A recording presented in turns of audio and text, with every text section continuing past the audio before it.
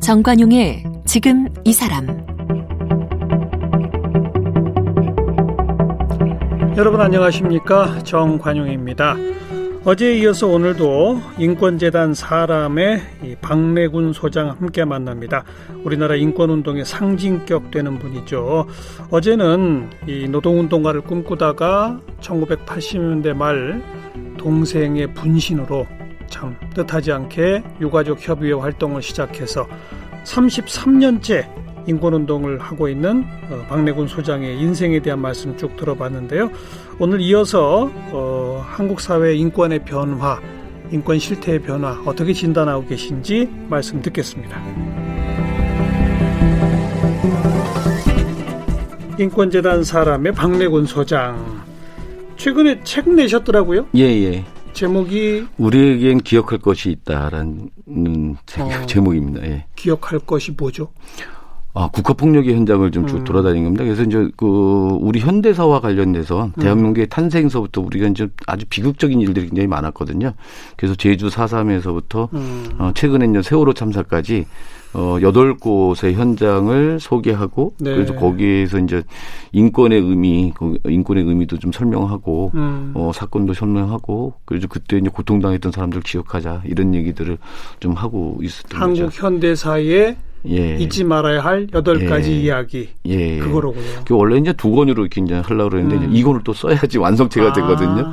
그래서 이제 일단 8곳 다닌 곳을, 1권에다 담았습니다. 그럼 두 번째는 지금 또 몇 군데가 됩니까? 또 거기도 그 정도 10곳 이하로 좀 하려고 좀 하고 있고요. 그래서 저기 예전에 이제 동학서부터 그럼 근대사까지 가네요. 해보려고요. 그래서 동학이 꿈꿨던 그 인권관이 서구의 인권관하고 좀 많이 다르고 훨씬 더 풍부하고 그래서 한번 좀 현장을 가보면서 그 얘기를 좀 해볼까 하고요. 그리고 좀 그 근대에도 종교의 자유가 확보되면서 그러니까 그 가톨릭 교회의 그런 독점적인 이런 게 이제 무너지면서 이제 인권이 시작이 되잖아요. 우리나라에서 그러면 그 천주교 그 박해당한 사람들 뭐 이런 데를 한번 가보면서 종교의 자유가 어떻게 우리한테 확보됐는지 그것도 그래서 그게 얼마나 소중한 건지도 좀 얘기를 해보고요. 그리고 이제 진주 쪽에 가서 형평사 쪽을 한번 그 백정해방운동이거든요. 그런 게 있었어요. 일본에서 먼저 시작을 했는데 거기는 아직도 그게 제대로 잘 안 돼서 불학해방동맹이라고 하는 걸로 해가지고 그 차별철폐 운동을 하고 있어요. 근데 우리나라는 백정이 없어졌잖아요. 거기에 대한 차별이 없어졌잖아요. 그 운동했던 거를 한번 의미를 살펴보면서 우리 지금도 그 여러 가지. 운동은 언제예요? 시기적으로? 그게 1920년대 30년대 사이입니다. 그렇습니까? 예. 저 금시초문인데. 그러세요? 이거 너무 좋네요. 그러면 그래서 소개해주면서 이런 이게 차별철폐 운동들 지금까지 한번 연결해서 한번 의미를 한번 찾아보고요. 그리고 이제 한국전쟁 시기에 그런 분단 현장과 거기 민간인 학살도 하면서 다시 좀 좌우할 것 없이 많았죠. 그런 것도 좀 하면서 자꾸 이게 아픈 거를 잊으면 안 되니까 이런 거 좀 되새겨 보기도 하고요. 그 다음에 이제 이렇게 형제복지원이라든지 이런 집단 수용 시설에서 벌어졌던 인권 침해 현장들 지금 거의 뭐 폐허로 남아 있는 그런 곳이긴 한데 이런 데 찾아다니면서 그거를 한번 형제복지원, 성감학원, 서산개척단 이런 쪽 한번 쭉 돌아보는 거. 그리고 이제 한 군데는 마지막으로 이제 미군 기지와 관련된 부분들. 그래서 이제 저 동두천의 어떤 거기 성병 검사소라든지 거기 또 이제 기지촌 여인들, 기지촌 그 무용고 여인들의 그 묘지 같은 게 있거든요. 이런 것도 좀 돌아보고 그러면서 그게 우리 사회에 미친 영향들도 좀 보고요. 우리나라에서는 이제 일본군 위안부만 얘기를 하는데 한국군 위안부도 있었고 미군 위안부도 있었거든요. 일본군이 그대로 하던 거 그대로 따라서 한국 전쟁 시기에 그렇게 또 했고 나중에는 이제 한국 전쟁 시기에 한국군 군부대 위안부가 있었어요. 그 따라다니는 위안부가 있었습니다. 미군도 그렇게 그 배치가 돼 있었고 이렇게 돼 있죠. 그런데 그런 한국군 위안부, 미군 위안부들은 각 국가 권력에 의해서 강제로 동원된 그런 거예요? 아니면 그야말로 매춘의 형태였었던 거예요? 그게 이제 뭐 섞여 있기도 하기도 한데 어쨌든 그게 관리 주체는 군부여서 한 거죠. 그러고 나서 나중에 그게 이제 미군 기지촌에 이제 그런 그 집장촌처럼 좀 되는 겁니다. 근데 그럴 때도 초창기에는 군부가 직접 관리했다. 예. 근데 이제 나중에 기지촌의 그 집장촌 같은 경우도 이제 국가가 관리를 하잖아요. 이 뭐 심지어 외화벌이 어떤 그런 애국자라고 찬양하면서 이렇게 했던 이런 것들을 보면서 우리나라에서 여성의 몸을 어떻게 국가가 어떻게 사유해 왔는지 어떻게 이제 그걸 부려와 다스려 왔는지 네. 이런 것들을 보는 거죠. 네. 해보려고 좀 해봅니다. 예. 네. 아유 지금 그냥 얼핏 지나간 과거 네. 얘기들을 조금 듣다 보니까. 네. 야, 그래도 우리 세상 많이 좋아졌다 이런 생각 그렇죠. 드네요. 예. 우리나라에서 이제 이렇게 백주대낮에 납치해서 고문하고 이런 게 사라진 게 한 20여 년밖에 안 되죠. 그런가요? 그렇죠. 김영삼 정권 때까지도 그런 게 있었으니까. 그런가요? 예, 김대중 정권 때부터 이제 그런 것들이 김영삼 정부 때는 어디서 그런 백주대낮 납치 고문이 있었죠?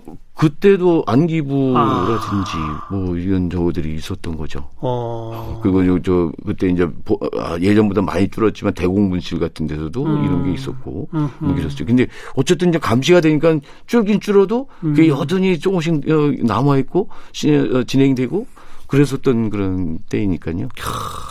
그래도 민주화된 문민정부라고 했는데도 거기도 여전히 그런 게 잔재가 남아 있었군요. 그때도 뭐 지금 여러 사건이 기억나는데요. 저기 이제 어디 북에서 내려온 간첩 만났다 해가지고 끌고 가서 엄청 고문을 해대면서 그 조작을 해냈는데 나중에 무죄 나오고 뭐 그러거든요. 안기부에서. 예. 네. 우리나라 인권 신장의 가장 어떤 뭐랄까요? 그 획기적인 사건, 분기점, 그건 어디를 봐야 됩니까? 뭘 봐야 돼요? 역시 1987년 6월 항쟁인 것 같습니다. 왜냐하면 그 전까지는 자기가 억울하게 당한 것조차 무서워서 두려워서 말을 못하던 때였거든요. 근데 1987년 6월 항쟁 이후에서는 자기들 얘기를 하기 시작했던 겁니다. 제주 4.3도 그 전까지는 피해자들이 아예 말을 못하는 판이었는데 맞아요. 이걸 통해서 얘기하기 시작했고 맞아요. 의문사 거기도 얘기하기 시작했고 그러네요. 이렇게 하면 했고 또 하나는 이제 거대 그런 권력에 눌려있던 소수자들이 나도 사람이다 하고 소리를 내기 시작한 겁니다. 87년 6월 항쟁 이후로. 그러네요. 노동조합도 그때부터 본격적으로 만들어지기 시작했고. 노동자, 여성, 장애인들 그리고 90년대로 넘어오면 이제 성소수자들 이렇게 확장이 쭉 되어가는 거니까 이 계기가 87년 6월 항쟁인 거고 그래서 우리 사회의 어떤 시민사회운동 전체로 봐도 그렇고 인권운동으로 봐도 그렇고 예 그렇습니다. 그 뒤에 이제 또 인권단체들이 쭉 생기죠 또. 결국은 이 철통 같은 군사독재의 이 서슬이 펄할 때는 아무것도 없었던 거예요.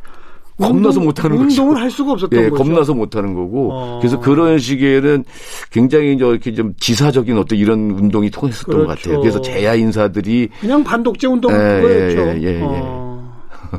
그러니까 87년 이후 진짜 민주화 실천 가족 협의회 같은 것도 만들어지고 유가족 협의회 6월 항쟁 전에 만들어지긴 했는데 그렇군요. 그 다음에 이제 그게 제일 큰 분기점이라면 우리나라 국가인권위원회가 만들어진 게 2001년도입니다. 2001년입니까? 김대중 정부의 후반부네요. 예, 2001년 11월 25일 날 이제 설립이 됐고요. 그 전에 이제 한 3년 동안의 그런 설립 투쟁들이 쭉 있었고, 예, 그러면서 이제 그 과정을 거쳐서 만들어졌고, 그러면서 국가인권위가 들어서니까 우리가 이제 여태까지 접근하지 못했던 인권 사각지대에 접근하기 시작을 하는 겁니다. 그러니까 인권위원회도 뭐 다 잘했다고는 할 수는 없지만, 이래서 감옥에 이제 들어가지 못하니까, 접근하지 못하니까 이 인권 침해가 계속 그 반복적으로 문제가 생기는 거거든요. 근데 국가인권위가 직접 들어가서 조사를 하고 그러니까 이런 문제들이 생기고 교도소에 있던 먹방이 사라졌어요. 먹방이 뭐죠? 먹방이라는 새까만 방입니다. 전등불도 없고 창문도 없고 빛 하나 안 들어오는 그런 방이거든요. 거기다가 독방이죠. 뒤로 이제 수갑을 채워서 묶어가지고 다 집어넣거든요. 그러면 사람들이 배변을 옷에다 그대로 지려야 되고요. 그리고 개밥을 먹어야 되거든요. 이런 끔찍한 그런 저기가 있었는데 이게 사라진 게 국가인권위가 들어오고 나서 사라진 거예요. 그리고 이제 사회복지시설 같은 경우에도 이제 민간에서 계속 조사만. 형제복지원 같은 거. 형제복지원은 87년도 저기 있었으니까 한정인데 그 뒤에 이제 수많은 이제 그 사회복지시설에서 인권유린이 있었거든요. 그런 것들에 대해서 또 조사 들어가니까 거기가 또 달라지기 시작하고. 또 군에는 좀 약간 저기지만 그 군에 대해서도 계속 이제 문제를 제기하고 권고하고 그러니까 달라지기 시작하는 거죠. 네. 그래서 이제 국가인권이 설립된 것도 굉장히 중요한 변화의 그런 그렇죠. 계기점이고 그래서 이제 유엔을 비롯해서 국제사회에서 성공적인 사례. 국가인권위가 설립돼서 이렇게 이제 국가의 그런 인권 수준을 계속 높여가니까 네. 굉장히 주목받는 사례였어요. 네. 그러다가 이명박 정권 들어와서 엄청 추락하기 시작을 했었던 거죠. 인권위원장이 누구냐에 따라서 예. 활동을 뭐 거의 안 할 때도 있고 그렇죠. 왔다 갔다 하는 그게 문제 아니에요? 또? 그러니까요. 국가 권력으로부터 독립된 그런 기구여야 이제 제대로 감시도 하고 예. 또 견제도 하고 뭐 견인도 하고 이렇게 할 텐데 그런 역할을 다 포기해 버리는 거죠. 이명박 정부 때인지 기억이 나는 게 인권위원회에서 이 인권 신장에 공로 세웠다고 상 주겠다고 했더니 그 수상자로 결정된 사람이 네. 나는 당신네들이 주는 상 안 탄다. 예, 그런 기억도 거부도 하고 막 그랬잖아요. 예. 당시 위원장이 좀 너무 심했었던 것 같습니다. 그래서 그때 이제 국제기구인 그 엠네스티에서도 이제 우리나라의 그런 집회 시위를 탄압하는 게 너무 심하니까 나와서 조사하라고 그랬거든요. 그 광우병 촛불 집회 때.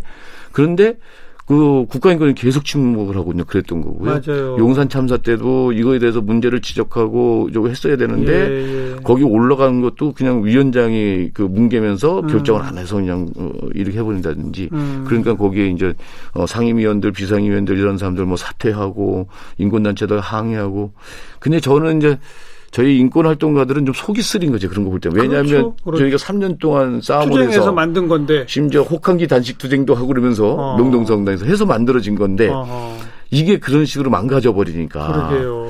그러면서 이제 우리 사회의 어떤 그 인권의 토대라는 게 굉장히 취약하는 걸 또 본 거죠.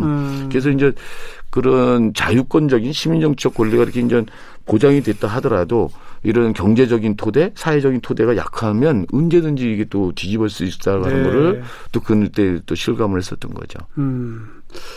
한마디로 인권은 뭐라고 생각하세요?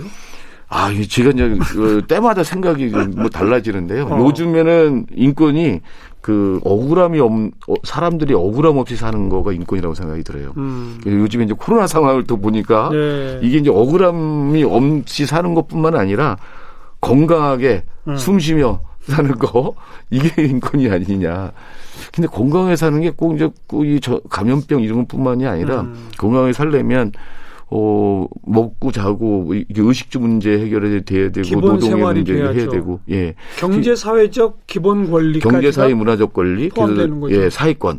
근데 우리가 시민 정치적 권리에 대해서는 우리 국민들이 굉장히 인식이 높아져 있어요. 근데 경제 사회 문화적 권리는 아직 불충분합니다.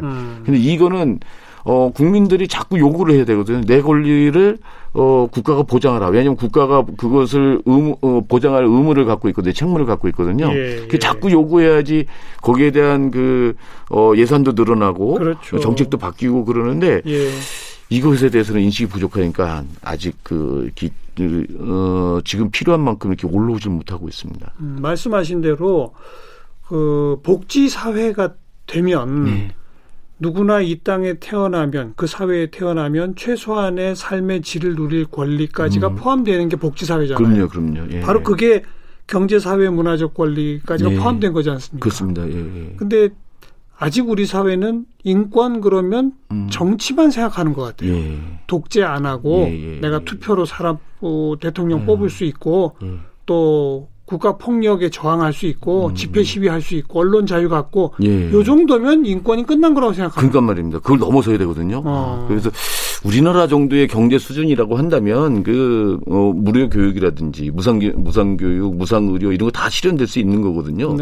충분히 할 수 있음에도 불구하고 아직 그것까지 의식이 못 미치니까 정책을 결정하고 이런 사람들도 그걸 적극적으로 하려고 하지 않는 거겠죠. 그래서 저는 좀 우리 시민들이 좀 인식이 좀 바뀌었으면 좋겠어요. 이렇게 경제사회 문화적 권리까지 확장됐으면 좋겠거든요. 1948년에 세계인권선언이 채택이 됐는데 벌써 70년도 훨씬 넘은 거잖아요. 근데 이제 거기에도 경제사회 문화적 권리가 이제 보장받아야 될 최소 기준으로서 인권 이게 딱 명목화가 돼 있거든요. 근데 우리는 아직 그걸 실현을 못하고 있으니. 그게 48년이에요? 1948년입니다. 어제 저랑 얘기하시면서 지금 우리나라가 과거의 문제도 여전히 지속되고 있고 게다가 새로운 문제들을 해결해 가야 하고 이렇게 표현하신 걸 제가 기억이 나는데 맞습니다. 새로운 문제라고 하는 게 지금 큰 영역으로 말하면 경제사회 문화적 권리로의 확장, 인권 개념의 확장 이거 아니겠습니까? 여기 플러스 차별과 혐오를 금지시킬 수 있도록 하는 거, 요걸 막아내는 거, 요거 방치했던 큰일 난다. 차별 혐오, 위기 의식 같은 게 있습니다. 그것 좀 설명해 주세요. 차별과 혐오는 어떻게 인권과 관련이 되는지. 그 어느 사회든지 그 어느 집단에 대한 편견 같은 게 있습니다. 예를 들면 여성에 대한 편견 굉장히 많았잖아요. 그리고 장애인에 대한 편견 이런 거 있지 않습니까? 근데 요게 이제 이 사람에 대한 편견이 그 조롱하고 멸시하고 모독하는 이런 혐오 표현으로 발현되고요. 그리고 나서 이제 고용 문제라든지 교육이라든지 이런 데 배제시키거나 이런 걸로 또 나타나거든요. 그렇죠. 그러다가 증오범죄로 발전하고 집단 학살까지 가거든요. 근데 여기에 이제 혐오 표현에서 어떻게 규제를 하느냐. 여기를 규제하지 않고 그대로 놔둬버리면 이게 증오범죄, 집단학살까지 단계적으로 가는 게 아니라 어느 날 갑자기 집단학살로도 갈 수 있는 게 우리 인류의 역사적 경험이거든요. 그러니까 우리가 나치 때 유대인을 학살했던 게 그 당시에 이제 그 대공황도 오고 여러 가지 위기가 오니까 평소에 그렇게 미움을 받던 그 유대인이라고 하는 집단을 찍어가지고 그렇군요. 이거를 저기 해버리는 거거든요. 그래서 공공의적으로 만들어 버리는 거죠. 우리도 이제 경제 사정이 더 나빠졌어. 코로나가 계속돼. 그러다가 보면 누군가를 낙인 찍게 될 텐데 이주민이 낙인 찍힐 수 있고 성소자가 낙인 찍힐 수가 있고 외국인 될 수 있고 이렇게 돼버리는 거를 사실은 좀 막아줘야 되거든요. 근데 우리는 지금까지 이걸 막을 방안이 없어요. 우리가 이제 시민들이 막자 이렇게 하고 그러는데 그 목소리보다는 그 혐오 표현을 하는 저거들이 정치인들도 또 조장하기도 하고 하면서 엄청나게 저거거든요. 이걸 그대로 방치할 수는 없는 거 아니냐. 그래서 저희가 인권운동 쪽에서는 그래서 차별금지법을 이번엔 좀 꼭 만들자라고 좀 하고 있습니다. 왜 그렇게 차별금지법 안에 이 성적 지향에 따른 차별을 금지한다는 그 표현 들어간 것 때문에 그 개신교계 일각에서 강력히 반대하고 그래서 지금 안 되는 거 아니에요? 근데 거기도 그렇고 이제 이 입법하는 국회의원들이 차별금지법에 대한 이해가 없이 그 소신이 이제 약한 거죠. 인권적인 어떤 그 신념이 약한 거죠. 그래서 이제 이거를 발의를 하면 기독교, 보수 기독교 쪽에 그 항의 전화가 엄청 오니까 글쎄요. 그냥 철회하면서 여태까지 못하고 그랬었던 거거든요. 물론 이제 그 대형교회 이런 쪽에는 표가 많으니까 의식을 안 할 수는 없겠지만 이게 차별금지법이 진짜 교회파기법도 아니고 가정파기법도 아니고 차별을 금지하면서 우리 서로 평등하게 하자. 아까 같은 그런 혐오 표현 같은 것들을 없애고 우리 서로 존중하는 사회 만들자고 하는 건데 그럼 차별금지법을 제정하는 걸 반대한다? 그럼 차별을 우리가 용인하고 차별하는 걸 정상적으로 보자고 그러는 거냐? 하는 게 진짜 묻고 싶거든요. 참, 이거 국가인권위원장 제가 인터뷰해 보니까 차별금지법이라는 말 자체가 부정적 용어들로 가득 차 있잖아요. 그래서 이제는 평등법으로 이름을 바꾸겠다 그러더라고요. 그래가지고 이번에 이제 국가인권위가 6월 30일 날 그 평등 및 차별금지에 관한 법률 안을 제정을 국회가 할 것을 공고하는 그런 걸 결정을 그러면서 했습니다. 약칭을 평등법이라고. 약칭을 평등법이라고 했습니다. 우리도 그렇게 부르자고요. 좋습니다. 평등 사회를 위해서는 평등법 반드시 만들어져야 한다. 그거기죠. 네, 그렇습니다. 꼭 이게 약자나 소수자들을 갖다 꼭 찍어서 그러니까 우리 학교 다닐 때 반에서 이제 그 좀 힘없는 아이들 가지고 이렇게 타켓을 잡아갖고 왕따시키고 막 그러잖아요. 이런 것들을 이 성인들의 사이에서 그대로 하는 거고요. 이게 또 용인되다 보니까 이런 혐오 표현들에 대해서 용기를 주는 거예요. 이런 부분들이 그냥 방치됐다가는 우리 사회가 사람이 이제 숨쉬고 살기는 진짜 어려운 사회가 되는 거니까. 그렇죠. 우리 좀 건강하게 숨쉬며 살 수 있는 사회 만들자 생각하고 있습니다. 그런 새로운 영역은 경제사회 문화적 권리로의 인권 개념 확장, 또 차별과 혐오 없는 세상 그렇게 가는 것 이런 거고 여전히 좀 뭔가 권력에 의한 차별, 또 권력에 의한 폭압, 이런 거는 직장 안에서도 있고 체육계에도 있고 어찌 보면 가정폭력 또 아동폭력 이런 것도 다 그런 거 아닙니까? 다 그런 거죠. 그죠. 그래서 이제 저는 이제 국가 폭력이 어느 정도 해결됐고 이랬다고 해가지고 맘 놓고 있으면 안 된다. 늘 감시를 하고 모니터를 하면서 이걸 견제하는 이 힘이 있다고 하는 거를 네. 권력진 사람들이 느끼게끔 해줘야 되는데. 그러니까요. 우리가 이게 힘이 좀 약해요. 그러다 보면 이렇게 놔둬 보면 또 어느 때 정권이 바뀌어버리면 사라진 것 같은 그런 국가폭력들, 뭐 고문 이런 것들이 다시 또 나올 수 있거든요. 뭐 설마 이제 그래서 이제 고문까지는 못하겠죠. 네. 아무리. 제가 이제 저 책에서 그걸 강조하는 거거든요. 한번 이제 거기에 이제 고문 현장인 남영동 이런 거 소개하면서 그런 그 프리모 레비라고 하는 사람의 말을 인용했거든요. 프리모 레비는 이제 아우슈비츠 강제 수용소에서 생존했다가 이제 68년도에 이제 자살하신 분인데 네. 이분이 했던 얘기 중에 한 번 일어난 일은 다시 일어날 수 있다. 고문 없었다고 하지만 또 언제 어떨지 모른다. 상황이 되면 조건만 만들어지면 그게 될 수 있다. 저는 이제 그렇게 어떻게 그 평범한 사람들이 어떤 조건에 가면 네. 완전히 눈이 뒤집어지면서 광기에 어떤 이런 그런 학살 그걸 벌일 수 있는지. 근데 그거는 그 사람이 나빠서가 아니거든요. 그런 거 심리학자들이 실험한 것도 있잖아요. 그렇죠. 그냥 멀쩡한 네. 학교 학생들을 딱 이렇게 편을 갈라갖고서 한쪽 편에게 완장을 채워가지고 맞습니다. 권력을 줬더니 애들이 변하더라는 거 아니에요? 예. 아주 며칠 만에 변이 확 바뀌어버리면서 그걸 놀랐더랬죠. 그런 걸 다룬 연극도 있고 막 그래요. 예. 맞아요. 그래서 이제 그 과거의 그런 고통의 현장을 자꾸 잊을 게 아니라 좀 고통스러워도 다시 확인하는 과정들을 거쳐질 수밖에 없다. 네. 세월호 참사하면서 이제 그런 거 많이 느꼈는데요. 세월호 참사 이제 유가족들도 계속 그 기억하기 위한 여러 가지 노력들을 하려고 그러고 생명안전공원 만들자고 그러고 진상규명싸움도 지금 하는 이유들이 이제 그런 거거든요. 지금까지는 그런 아픈 현장, 고통의 현장 싹 지워버리고 아무것도 없었던 것처럼 했는데 똑같은 식의 반복적인 알겠어요. 그런 재난 참사로 나오니까 이젠 그런 거 없도록 하자 이렇게 좀 주장하고 있죠. 지금 이제 국가폭력 말씀하셨지만 어떤 권력이든지 간에 기업 내에서는 상급자가 권력이고 가정 안에서는 엄마 아빠가 권력이고 아이들에 비해서 감시 안 당하면 폭력을 저지르잖아요. 그렇죠. 이번 체육계 폭력 같은 건 다 그런 거 아닙니까? 맞습니다. 그죠? 예.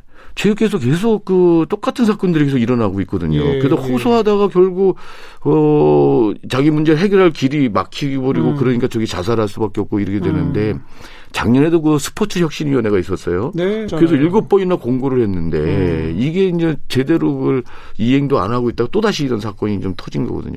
이제 고질적인 문제가 우리나라의 이제 이 체육의 문제가 엘리트 체육 중심이거든요. 네. 메달 따는 거에만 집중하다 보니까 메달 따기 위해서는 내 자식 때려주세요 하는 부모님들까지 있는 거니까 이게 이제 폭력으로 이렇게 해서 이제 만들어지는 메달이라고 하는 겁니다. 그러니까 이런 걸 계속 놔둘까 그게. 누가 또 그런 얘기 하더라고요. 지금 인기 종목, 프로야구, 프로농구 뭐 이런 거 있잖아요. 그런 관중들이 많이 보고 선수 한 명 한 명에 대해서 팬들이 많고 막 이렇잖아요. 그런 데들은 체육계 내부 폭력이 많이 없어졌대요. 그게 많이 시민들의 관심이 들여다 보니까 관중들이 있으니까. 근데 이런 그 좀 비인기 종목들 철인 3종 경기 잘 모르잖아요. 그러니까요. 이런 데는 여전하다는 거죠. 그렇죠. 한마디로 사람들이 안 들여다보면 곰고 썩을 수 있는 거예요. 어디든지. 아니, 군대 내에 폭력 어마어마했잖아요. 그렇죠. 그런데 자꾸 들여다보기 시작하니까 이제 없어지지 않습니까? 맞습니다. 그때 이제 의문사 싸움을 할 때요. 군 의문사 가족들이 문제 제기를 하니까 진짜 이게 사고로 죽는 거라든지 자살하는 걸 군에서 하는 게 확 떨어져요. 그러니까요. 그 감시자가 있어야 됩니다. 네. 평생을 그렇게 감시만 하고 살아오셨는데 아직도 봐야 할 때가 많네요. 갈수록 더 넓어지는 것 같아요. 큰일 났네요. 예전에는 이렇게 가시권에 안 들어오다가 점점점 우리 사회도 발전하고 또 인식이 넓어지고 그러면서 또 이제 그렇게 새로운 못 보던 점들도 이렇게 드러나고 예전에 체육계 쪽에 인권 문제 생각도 못했던 거거든요. 그렇어요. 거기 이제 원래 그때도 체육계의 폭력은 만연해 있지만 그럼요. 워낙 급한 뭐 국가 폭력, 국가 권력에 의한 고문, 살인 뭐 이런 게 막 있으니까 그렇죠. 급한 불 먼저 끊는다고. 그러다 눈을 돌리고 보니 구석구석에 다 그냥 그런 거로군요. 이제는 이제 인권재단이나 뭐 이런 몇몇 단체에 맡길 일이 아니에요. 그럼요. 온 국민이 함께 해야죠. 그래서 함께하는 방법들이 일단 그 참여를 해주시는 거, 네. 이제 인권단체들이 어쨌든 자기 그 단체라도 유지하고 또 아니면 활동을 계속할 수 있도록 이제 뭐 후원이라도 좀 하는 거, 예. 또 아니면 저 그 시민단체들이 하는 강좌라도 좀 들어가서 그렇죠. 좀 하든지, 그렇죠. 아니면 활동하는 것들이 좀 여러 가지 있거든요. 같이 모임들하고 그런 데도 좀 나가주고 뭐 이렇게 하는 것들이 큰 힘이 되겠죠. 이게 시민들의 그런 지지와 관심 없이는 인권운동 유지가 되기 어렵습니다. 알겠습니다. 인권재단 사람의 박래군 소장 이제 오늘 보내드리면서 자이언티가 부른 양화대교 예.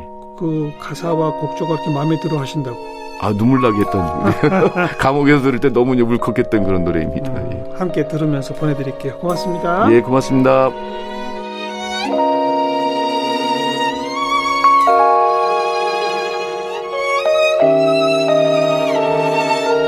우리 집에 매일 나 홀로 있었지. 아버지는 택시 드라이버 어디냐고 여쭤보면 항상 양화대교.